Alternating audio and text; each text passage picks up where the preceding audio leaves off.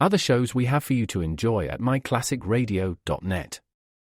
The Avengers was most certainly not a household name in South Africa prior to the radio series. With no national television service until 1976, the mechanism simply was not present in the country to show television programs to mass audiences. While many other countries reveled in the filmed adventures of John Steed and company, South Africa was not equipped to join in the fun.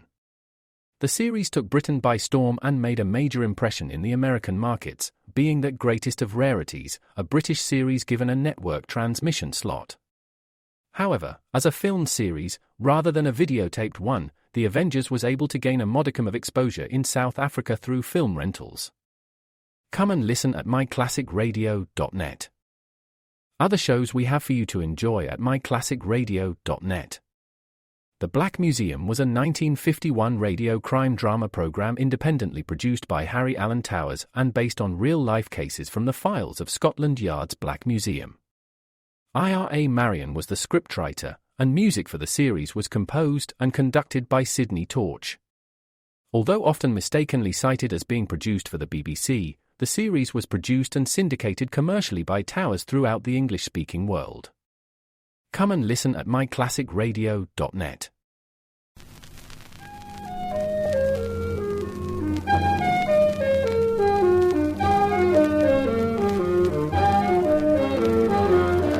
Carter Brown Mysteries.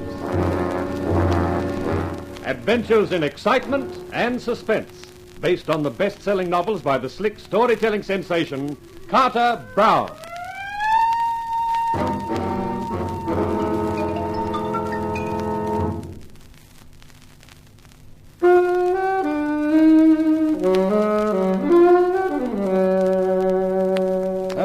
Up quite a score of odds for a harmless columnist who wanted nothing but to hang on to his popularity with the 4 million readers of his column, Dynamite with Johnny Lane.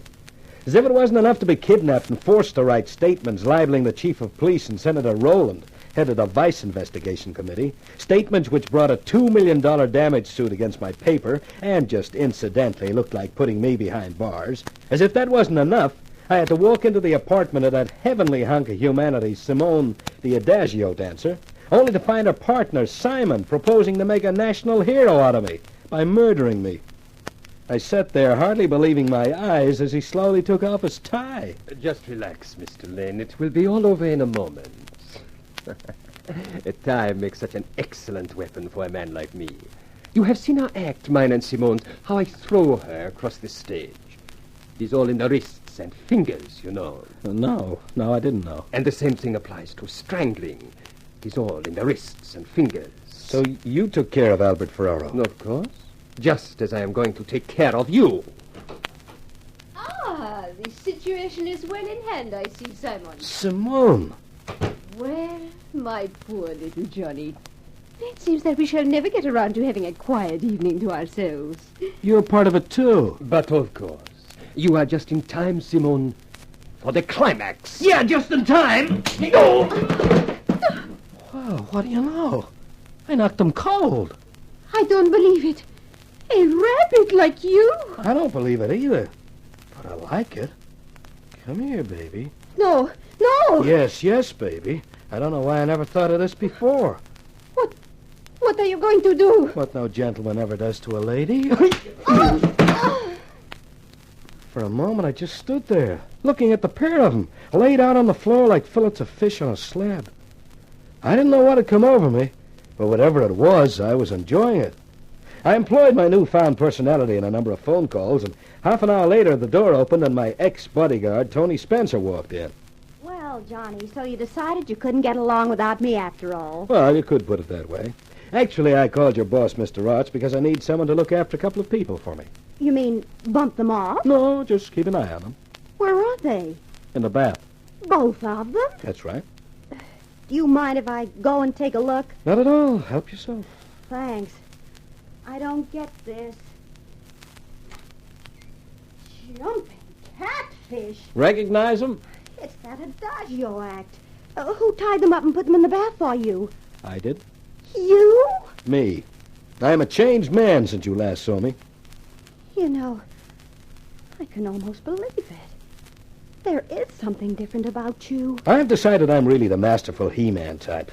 In fact, I've decided that I'm going to call Captain Stanger at police headquarters, get him to come over and take charge of these characters, and then you and I Yes, Johnny. will go out for a little celebration. And I'm not taking no for an answer. I'm not saying no, Johnny.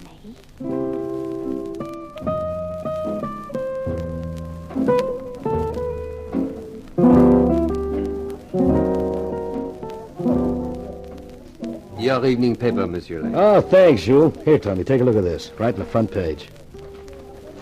But, Johnny, this says that you're going to prove that every allegation you made about Senator Rowland and the chief of police was true. Mm-hmm. And that you're going to do it tomorrow at the hearing of the investigation committee. Uh-huh. I thought I'd have trouble with my editor getting him to run that, but I convinced him that since the paper was being sued for $2 million already, he may as well be hanged for a sheep as a lamb. Johnny, you're amazing. I think so, too. Oh, excuse me, Monsieur Lane. I could not help overhearing. Yeah? What is it, Jules? If you really intend to prove your accusations, Monsieur Lane, I think I can help you. Yeah? How? We are not immune to racketeers here. We have to pay our tribute to stay in business. But if you have the courage to defy them, I feel I should have the courage to support you. And I have receipts in my office that would interest you immensely. You have? If you could spare a few moments and come to my office, I will give them to you. Well, thanks, Jules. Thanks a lot. You'll excuse me, won't you, Tony? Oh, there is no need why the young lady should not accompany us. Huh, okay. Come on, honey. This way, Monsieur Lane. Mademoiselle. Here we are. Please go in, Monsieur Lane. I have a gun at your back, and I would not like a corpse littering my corridor. Jules, what is this? Inside, Monsieur Lane. You too, mademoiselle. Hello, Johnny. Thelma. That's right. Pleased to see me? In 2 words, no. Thelma, it is true. What it says in his column. He threatens to prove his accusation. The accusations you made me right, baby. I wish you'd kept your nose out, Johnny. If Simon hadn't bungled his job, you'd have been dead before you could have written that. Yeah, but he did bungle his job. And he's now tucked away quietly waiting for the inquiry to start tomorrow when he's going to do a little talking. But you're going to tell us where to find him. I don't think I am. That's one for the books. Johnny Lane, a top guy. You're a lily, Johnny. Why, you'd faint if anyone swatted a fly in front of you. Would I? Come on! Let her go, shoot. No, you won't. Nice work, Tony. Would you like me to break his arm, Johnny? No! Not yet, honey. Now then, I'm at the business end of the gun. I'll have a few answers. You, Jules, where do you fit in? You're the leader of the opposition that Simon told me about, huh? Yes, I handled the distribution angle for Roland for a long time, but it got too good as far as he was concerned. He switched some of it to Lou Prager at the Blue Diamond. My takings were cut by half. Then when Thelma came along and put me in the picture, I thought it was time I did something. You'll do something, all right. A nice long stretch. As for you, Thelma, you'll fry. What are you talking about? The Ferraro killing.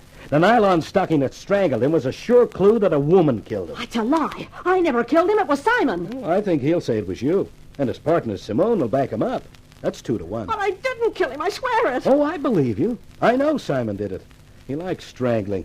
But I don't think anyone else will believe you. Johnny, I'll talk. I'll tell you everything I know about the senator and about O'Byrne, but don't send me up on a murder rap. I'll talk, Johnny. I'll talk.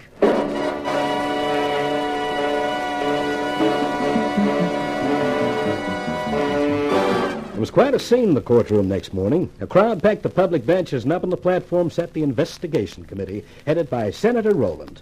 An imposing figure, gray-haired, substantial, the complete picture of an honest, straightforward American politician. He made his opening speech, a blend of fancy platitudes and phony patriotism. Then he got around to me.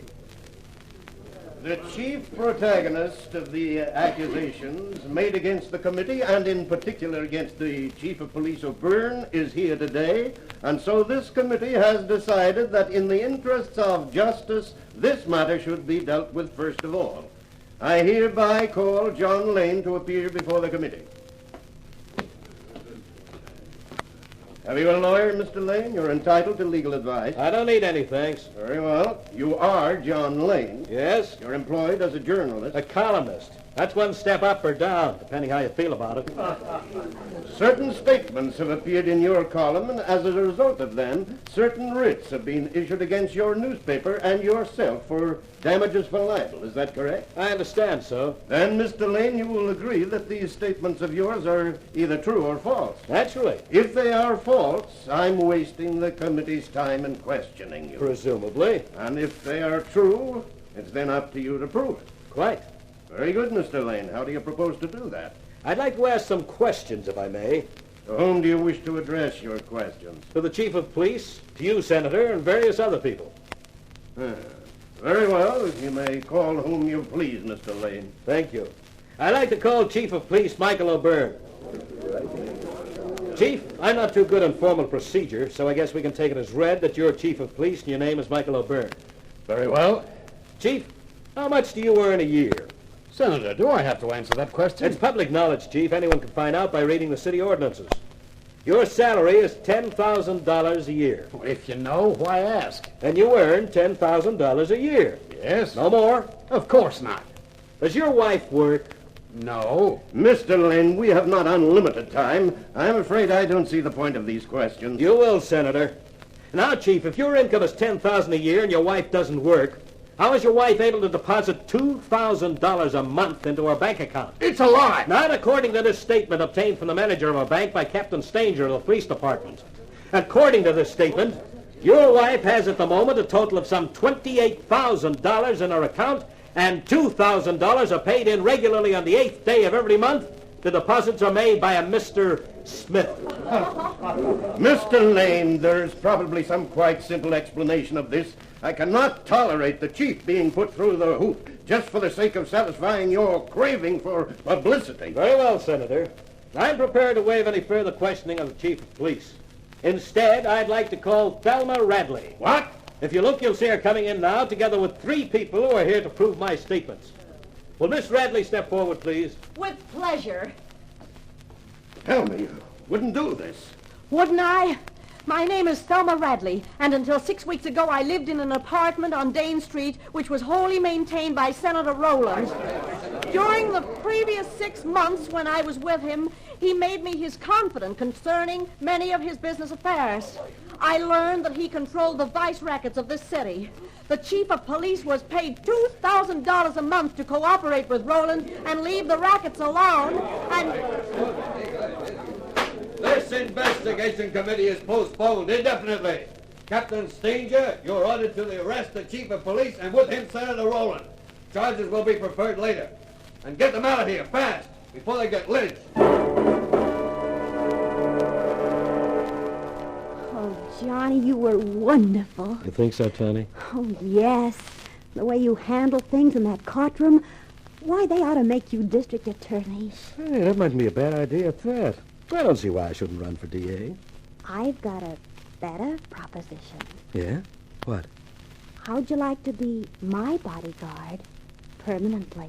Miss Spencer, is this a proposal of marriage? Uh-huh. What do you say? No. I was afraid of that. I hate to do this, Johnny, but I've made up my mind. Don't worry, honey. By the time you come to, it'll be all over, and you'll like it. That's a promise.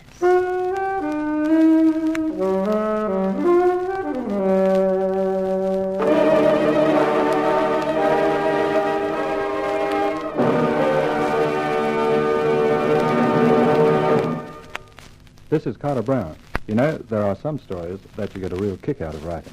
Call for a Columnist was one of them. I only hope you enjoyed it as much as I did. Next week I'll be back to present another of my books for you. This one is called Assignment Trouble, and it has an Australian background combining journalism and public relations. The combination which is just plain murder. So for now, this is Carter Brown saying, be seeing you, I hope.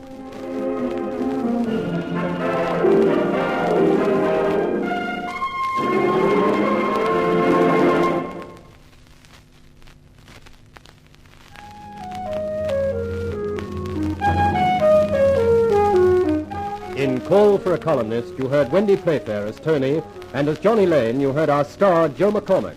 The Carter Brown Mystery Theater, from the best-selling novels by Carter Brown, is dramatized and directed by Maurice Travers for Grace Gibson Radio Production.